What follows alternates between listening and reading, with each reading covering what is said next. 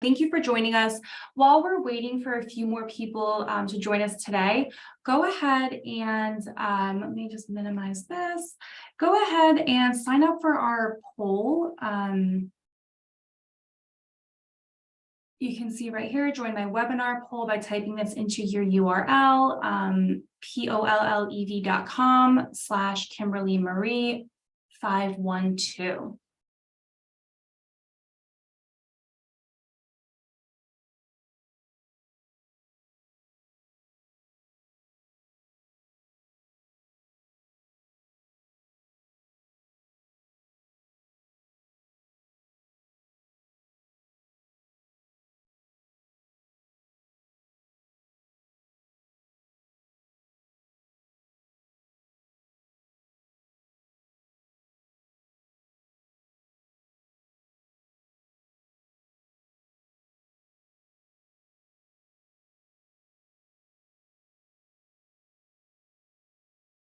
All right, and I'm going to go ahead and activate that first question just to make sure everyone's able to use the polling software.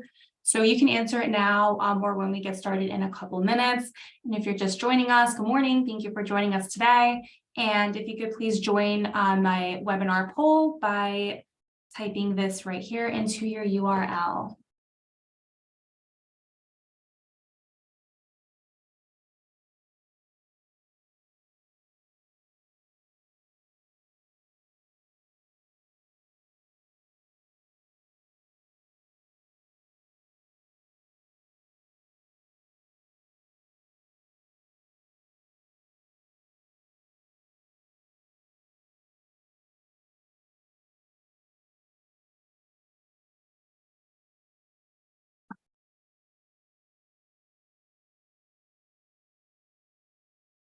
All right, so we can go ahead and get started. Good morning, everyone. Thank you so much for joining us today with our webinar. My name is Kimberly Morrissey, and I am a project manager here at LPW.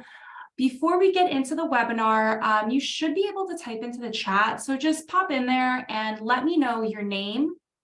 Tell me where you're dialing in from, and let me know what you're hoping to get out of today's session.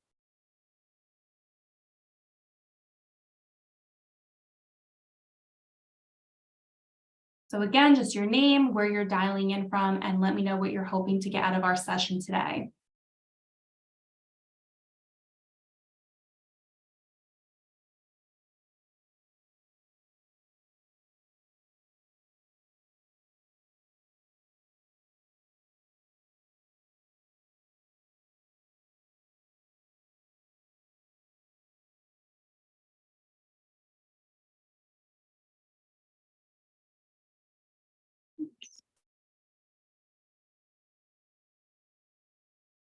All right, so we can kind of go ahead and get started. I see a few of us have answered the first polling question. So when we see this video, we see someone kind of nodding off, falling asleep. And my first polling question was, have you ever fallen asleep in class before? And I see actually quite a few of us have. I see a few of us haven't, but it's been close. And someone said, no, they love to learn. That's a great answer. Okay, so I'm going to have us go ahead and answer a second question. Have you ever been distracted on your phone, maybe during a meeting or during a training? So go ahead and answer this question. Have you been distracted on your phone? And don't be afraid to be honest. We see always, all the time. Okay, I love the honesty, guys. Unfortunately, it happens all the time. These are great answers. Of course, the struggle is very real. Absolutely. Oh my gosh, this is funny. Okay. All right, and I'm going to go ahead and activate another question for us. So have your students ever have you ever had students who work ahead during the training and they think that they're an expert and then they end up delaying the training with their questions? So this is a multiple choice question. So you could say, yes, maybe no, and maybe yes, and I have been that student. Or maybe you're always that student and you don't see the problem. I see most of us have been that student. I don't have any no's yet, which is funny. So it seems like this happens quite a bit. Very funny. Okay. So at LPW, we have seen these sorts of situations time and time again. And what we've developed has really become our secret sauce in keeping our trainings fun and engaging and keeping our learners awake and on their toes. When you're creating software training, it becomes really easy sometimes to stay within your comfort zone of sticking with points and clicks, because this will get your training developed faster. However, what we're seeing is that participants are sleeping, or they're distracted on their phones, checking emails and social media and LinkedIn, or worse, they're moving ahead thinking that they know what will come next, and they end up holding up the class with their questions. So that's why we want to help you create training that goes beyond just the points and clicks, and instead gets our participants fully immersed so that they can really strategize on the how. Meaning, how will they use what they're learning in the real world? When you're providing learning experiences and opportunities for practice and recall, you begin your participant on the path of transformational learning. So this is the theory that true learning experiences should somehow change the individual. So in this case, we're learning to change, or we're trying to change their behavior, or maybe how they use the system to be more efficient and effective in their work day. I am going to go back to the poll and activate another question for you guys. And I want you to tell me, what have trainers done in the past that has helped you be more efficient or more effective in your work day? So take a minute, pop on over to the poll for me, and let me know, what have trainers done in the past that's really helped you be more effective or efficient in your workday? Workshops, that's a really good one. All right, and I know we have some trainers joining us today, so you can also share what you do in your classes, because we know our trainers are really the best in the business. Amazing answers, scenarios, using their knowledge or using their expert knowledge. Let me see. And user training, asking questions, breakout rooms. That's good if it's a virtual training. Wow, these are amazing answers. Okay. All right. So thank you for your answers. Differentiated. Give us time to talk. That's a good one. All right, and so let's review quickly some adult learning best practices. These are really critical to understand if you're trying to go beyond point and click software training. So first, we have relevancy. Adult learners must see how the learning is relevant. Exploration is a good one. Adult learners, they want to explore. And lastly, they want to learn from their choices. And then we have the biggie, which is the with them. So a key to getting your participants to buy into the training is to share the with them, or the what's in it for me. This is where you're able to share with your participants how this course or this module is going to help them get to their goals faster and more efficiently, or really in some way improve their day-to-day. And one way that you can do this is by incorporating scenario-based training. So this uses real-life situations to provide relatable and highly relevant learning experiences to your learners. It has a really immersive approach that provides higher engagement and higher retention for your learners. So let's look at some ways that you can successfully incorporate this.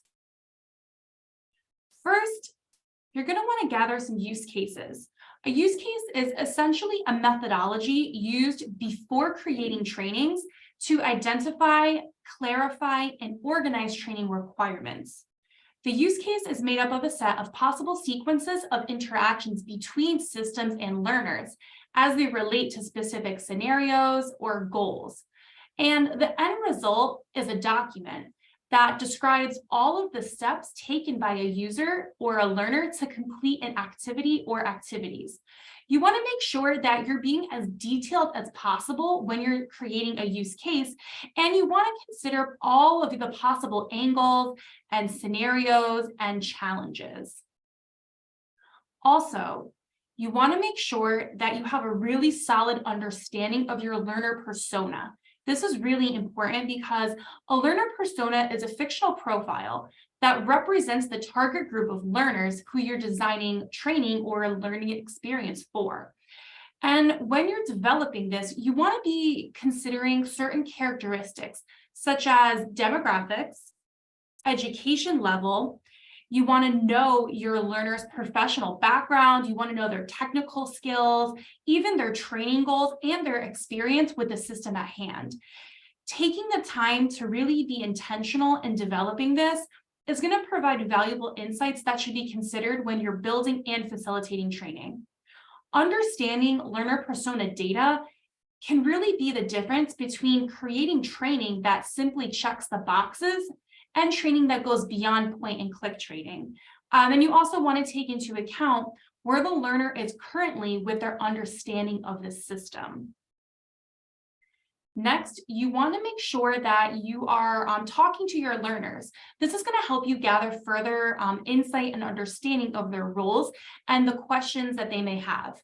This is also an essential step in creating a well-rounded learner persona, because the more questions you ask, the more insight that you can gather, and the better you will be able to understand your learners and their needs. And lastly, take time to think through some real-life scenarios and choices that your learners are making every day in their workday. The more realistic the training, the more prepared your learners will be, and the more confident they're going to be when it comes to applying what they've learned to their everyday challenges. So let's just take a minute and pop back into the poll and try to think about your own learner persona data. So I want you to name a characteristic about yourself that could be considered in your learner persona. So think about your professional background, your skills, your system knowledge. If I was responding to this prompt, I would want to consider that I have a degree in education and that I do have some experience with Viva CRM. So I see someone prefers asynchronous learning. That's great, especially if you're on the go. Someone is competitive. That's important to know. And that relates to what we'll get into next, gamification. So let's take another minute. Learning styles are important. If you're a visual learner, a kinesthetic learner, that's a good one. These are great responses.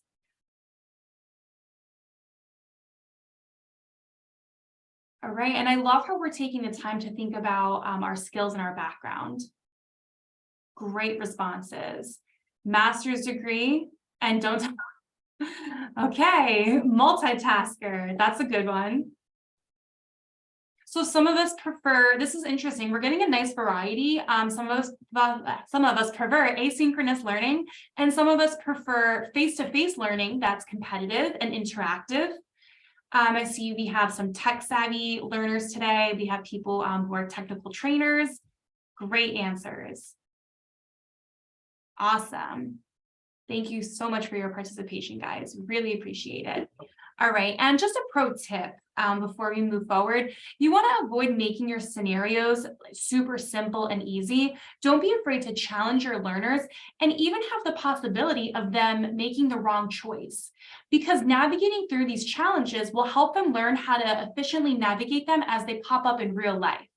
And also, adult learners want to believe that if they're going to invest their time in something, they want it to be worth their time.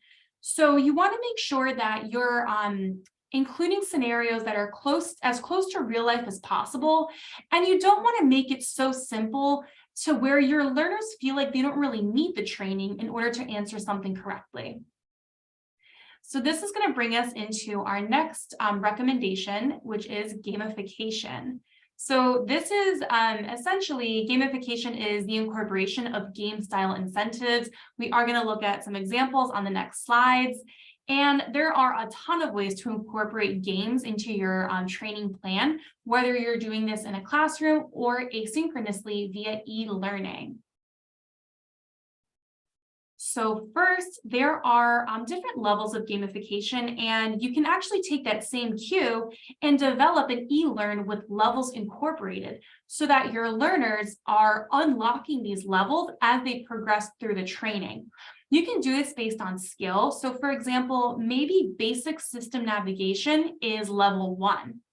Or you can have your participants unlocking levels based on complexity of the process or the topic. This begins to create a culture where the learners feel a sense of ownership over their progress.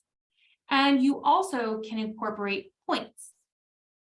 So for example, I'm sure we all know what a knowledge check is, and where your learners are looking at numbers and statistics. If you want to gamify your training, you can have them looking at points instead. So maybe they're earning points throughout the training, and this can really create, engaging bonus materials such as forums or other incentives when a specific number of points are earned.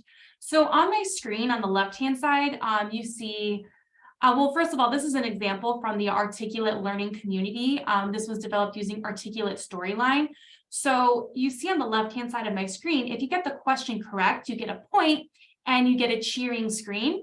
Whereas on the right-hand side, if you get it wrong, then you kind of get like a cheering face from the goalie that you missed the goal or you didn't get the question correct. It's also important to note that with this game, it is a timed game. So that does kind of add another level of gamification. And really quickly, I just want to show you an example of a game that we created.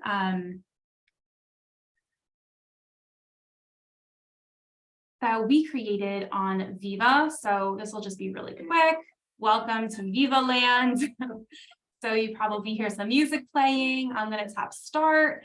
And I have to pick up my little bicycle that's going to take me through Viva Land as I answer questions. I'm going to go with the red bike because that's on brand for LPW. And this will give me some instructions. I can indicate that I'm ready to start.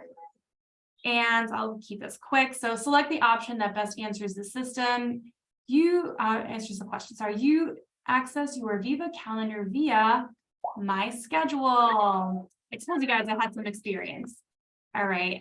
So for now, I'm just going to bring us back into the slides. But you can see again, just like a quick example. Okay.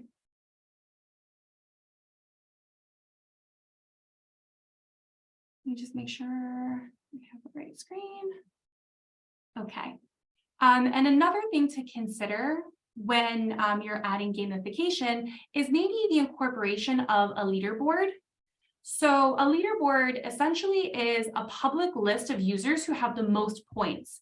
And this is really meant to act as friendly competition. And this can also be used as a motivating factor in motivating your learners.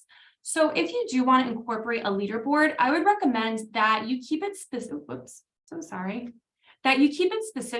to one course or program at a time. And this is where it's also important to consider your learner persona data. And you want to think about if your group of learners are motivated by competition, because if they're not, a leaderboard can actually be a little demotivating. But that's okay. I mean, there's a ton of other strategies such as badges.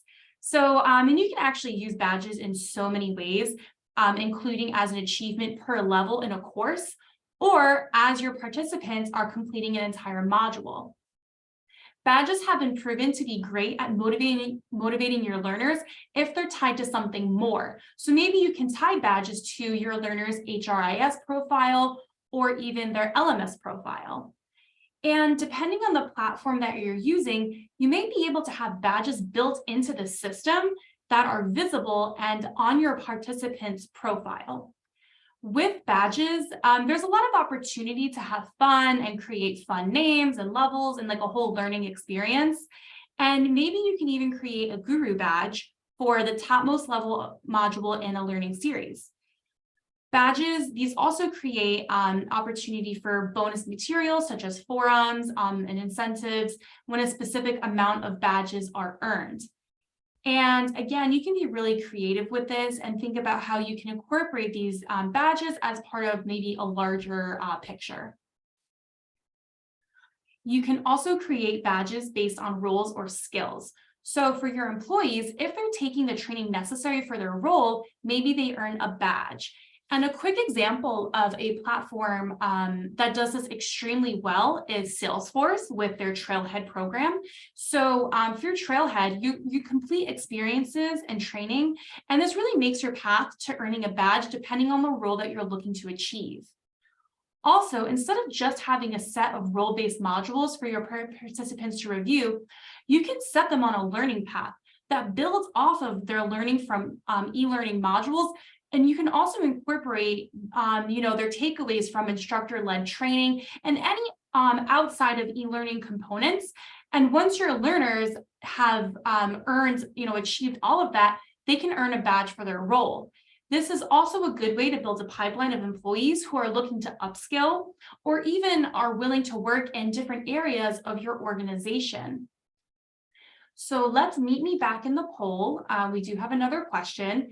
And I want to know, have you ever earned a badge in training or professional development? And if so, what kind of badge was it? I'm curious.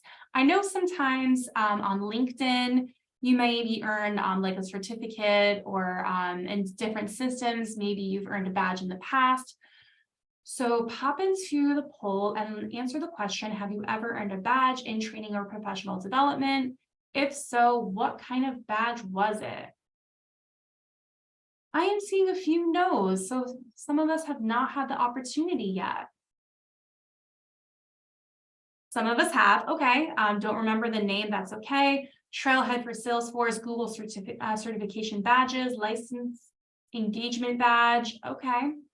LinkedIn, that's a good one. Project management, very cool. So we have a few people who have used Salesforce Trailhead. This is awesome. I watch badges for fitness goals. That's a good one. Very cool. I love these responses. Okay. Let's move ahead to incentives. So with all of these options, one important piece to successful gamification implementation is having incentives in place. So incentives can have your learners working towards some sort of prize that maybe is something inexpensive or expensive. Either way, it can be a driving force behind having your learner complete gamification through training or training through gamification. So examples of maybe a low-cost incentive could be gift cards to Amazon or a coffee shop. This could be maybe a branded coffee mug or even some sort of office swag that you know you have in a closet somewhere. And even you could also offer FaceTime with maybe the higher ups at an organization, such as a meet and greet or a coffee chat. And that could be the incentive that a participant needs to get them on the leaderboard. And then you have more of your mid-level and your higher cost incentives. This could be a higher value gift card or maybe amusement park tickets for employees and their families, maybe an online gym membership, a fancy desk chair. This is something that you can have a lot of fun with because there's just so many options. And you also can try incorporating incentives that reflect company value and values and missions. So for example, if your company values employee health and wellness, maybe think about offering 1 month of an online health and wellness portal. We are going to pop back into the poll just very quickly. What has been your favorite swag or prize that you have earned? I'm really curious to hear this. So what has been your favorite swag or prize that you have earned? At LPW, we have a lot of great swag. We have a lot of just really awesome, actually a ring light, a camera, Starbucks gift card, very cool. Amazon gift cards. Someone put love.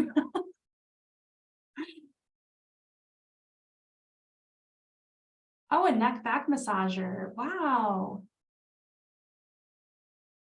Okay, so it looks like we're getting some really awesome company swag.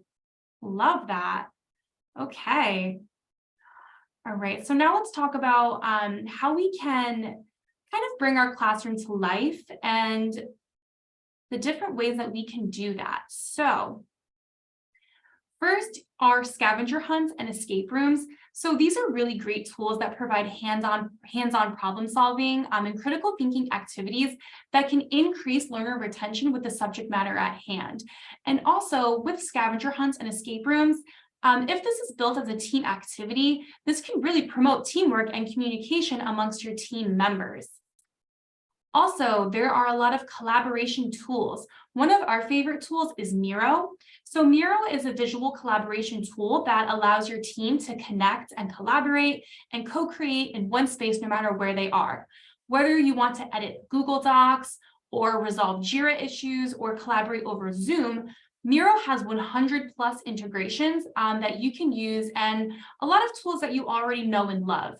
So you can unleash your creative ideas and you can build on them with the help of sticky notes, images, mind maps, videos, drawing capabilities. The list really goes on, but basically it's just more fun than taking notes. And there's different tools you can use such as Google Jamboard and Mural. This is actually one of the great things that's come out of the pandemic is now we have access to more of these digital collaboration tools that you can use with a hybrid or a remote audience. And next we have games and polls. So you can incorporate polls and other games in the classroom. This can be built using PowerPoint or an authoring tool such as Storyline to create a traditional Jeopardy style game. Or you can use tools such as Kahoot or Slides with Friends. So Kahoot is a platform and an app. This is going to help you gamify trainings and events. You can present it live via video conferencing or in person to create a social learning environment. Or you can assign self-paced challenges and courses for colleagues to play asynchronously in the flow of work. The cool thing about Kahoot is that each player comes up with a nickname, so it can be kind of fun to try to identify the player behind the nickname. You also are able to track progress, participation, and spot knowledge gaps with Kahoot reports. Slides with Friends also allows you to create easy live quizzes, icebreakers, or classroom games to engage everybody no matter where they are. And so at this point, I'm going to ask Vanessa. She is LPW's Digital Learning Manager. She's going to pop on and walk us through a demo of Slides with Friends. Yes. Hi, everyone. Thank you so much for joining us, Kim. You're doing an amazing job. And I am so excited for all these different tools. So I'm going to pop in a link to Slides with Friends, or if you have your phone out, you can use the QR code. This is a super fun, different way to include some games and some quizzing. And I was actually the one that said I was competitive. So there is the opportunity to add points. So when you log in, what you'll do is you'll select your avatar, have fun with it, pick your favorite emoji. That wasn't really my favorite emoji, but it was just the first one there. And then you can enter your name or your nickname. I'm going to actually share the back end side of it so you can kind of see how it works, since y'all will be seeing the front end. So we'll wait for y'all to pop in to start seeing our friends are jumping in. I see Lisa loves her cats. Beautiful. Tiffany is very artistic. So she has her painting palette, her Bob Ross painting palette. Let's go ahead and get started. So first question, welcome. Are you ready to get started? Easy peasy, lemon squeezy. Go ahead and answer the first question. Ready, 50-50, or no way? So as you can see, I'm actually controlling when and how the answers are popping in and when the questions are flowing. Once everyone has started to respond, and if you look actually at the bottom of the screen, you'll see that I'm getting responses here, and I can see how many people have responded. So I can go ahead and show everybody what the answers are. I'm so glad y'all are ready. This is a really fun game. So similarly to Poll with Friends, you can go ahead and quiz your class and create a competition by including points with all your questions. So I've got a couple silly questions. So first questions, where do you go to access all of your accounts in Viva CRM? As you can see, this is a 1-point question. So go ahead and select your response. You could also include time, so you can make it a time-based question. You've got some answers here. Or as we see down at the bottom, I don't know what this cowboy hat is, but that looks like a lot of fun. Got a few people that are answering. We'll go ahead and move forward. Next question. This guy is. This may or may not be a trick question. I'm just going to warn you now. Green, white, blue, or pink or red when you get a nice sunset? Oh, a unicorn, my daughter's favorite animal. Okay, we'll go ahead and move to the next. So what you have here is you can actually include results slide. You can go through and create a whole series of questions, let's say 10, and then at the end show your results. Or you can, if you know that you have learners that are super competitive and motivated by competition, you can include results slide or summary slides in between, so they could see where they score currently and motivate them to get the questions right a little bit more. And then just so you know, oh, I see some folks. Oh, Leanne with a cowboy hat, cowgirl hat, and she's beating you all. So I see some trainers here. That should be a shame they're not on the leaderboard. But what I was going to say about that last question is actually there were 2 right answers. So that's the other cool thing with Slides with Friends is if there are multiple answers, you can select multiple to be correct. So obviously the sky is blue, and when there is a nice sunset, you do get a nice pink red. Oh, Christine, Jasmine. Oh, here we go. All right, next question. Go ahead and enter in what is your favorite TV show? So you can enter whatever it is that you want. And this one is actually a word cloud. So you can actually enter in more than one if you would like. So go ahead and see.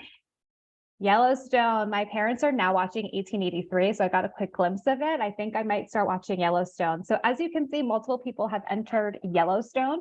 So that is getting larger in the word cloud. Oh, thank you to whoever is making the office a little bit larger. It's one of my favorite as well. Ricky Yellowstone, Game of Thrones. So fun. No one said Real Housewives. Thank you. Thank you to whoever said Real Housewives for me. Schitt's Creek. Awesome.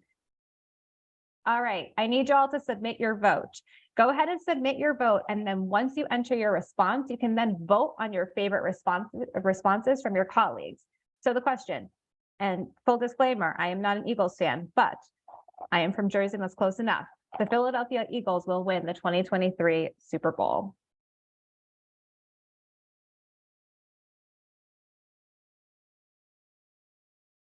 Let's see, debatable, no, false, yes, fly Eagles fly.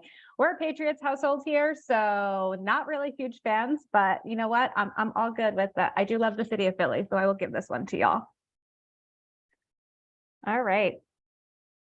Now we'll see how everyone is voting. Awesome. Thank you all for your participation. So this is one of our last questions.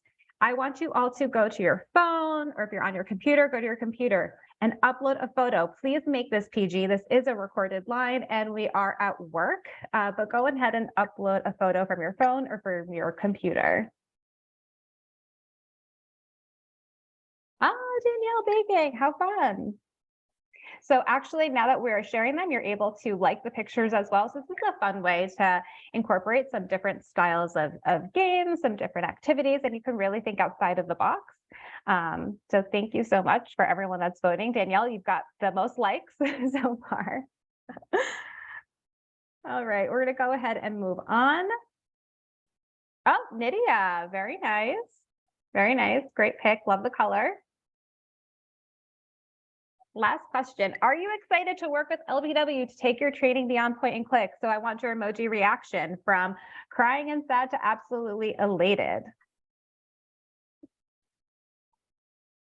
And our average response is 5 out of 5. Thank you so much, everyone. So that is a little taste of Slides with Friends, just a different way to engage your audience in the class. You can do it virtually. You can even have fun and do it in person. And so I hope that you enjoyed, and I will turn it back over to Kim. All right, that was so much fun. Thank you, Vanessa. Okay. So I'm going to bother you guys just one more time with this poll. And I do want to hear what was your, which question type was your favorite? And if you saw any opportunities to integrate this into current training offerings. So what question type was your favorite? I know we had a few, multiple choice, word cloud.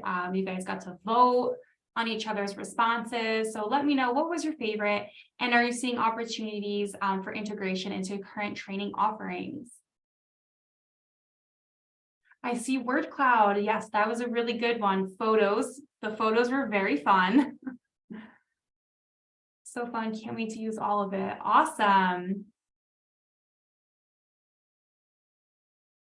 All right.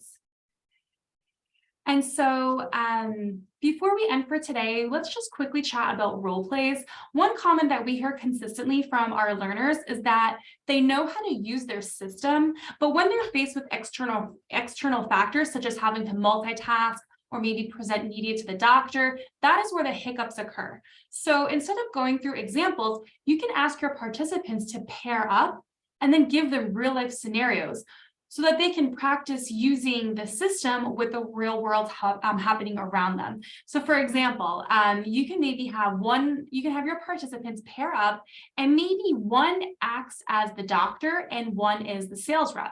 So this way, you can, make it actual reality and include distractions where the doctor is leaving the room before signing for samples, or maybe the sales rep has to record multiple calls or interactions in a short amount of time because, multiple doctors heard them speaking about a specific product. So this way your participants can see how they're able to navigate the tools faster and more efficiently while helping them achieve their goals. And to recap, here are some of LPW's recommendations for tools that you can utilize to go beyond point and click training. First was scenario-based training, gamification, and learner incentives. If you would like more information on any of these options or how LPW can support you in your quest for going beyond point and click software training, please let us know. And on that note, thank you so much for your time today. You're going to receive a link to replay after the session. And of course, we are always available to answer specific questions. If there's any questions I can answer right now, please let me know. I believe we have the Q&A function. Ooh, screen sharing has stopped.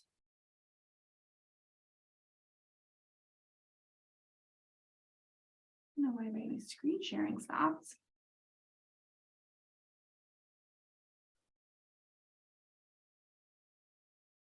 Hey, Kim, I have a question that was DM'd to me. What's an easy way to get started? There's a lot of strategies I'd love to try, but I've never done a lot of these things. I would say to start small and, just like pick one strategy and build from it. So maybe you can start by incorporating like a scavenger hunt or using like online game templates, and then just to get yourself thinking. Great, thank you. And then I have another one here. Does creating scenario-based training take more time? It can take a little bit more time when you're gathering your use cases and you're vetting examples and getting your learner persona data, but the increase in time is really minimal when you're considering how much retention and recall will increase.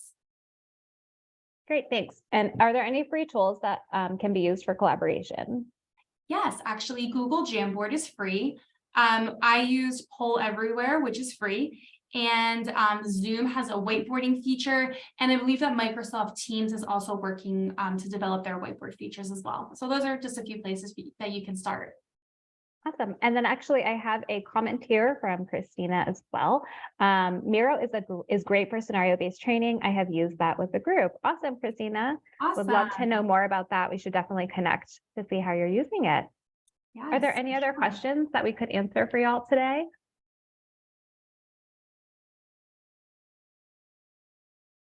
Awesome. Well, if they're not, I want to thank you all for your time and participation.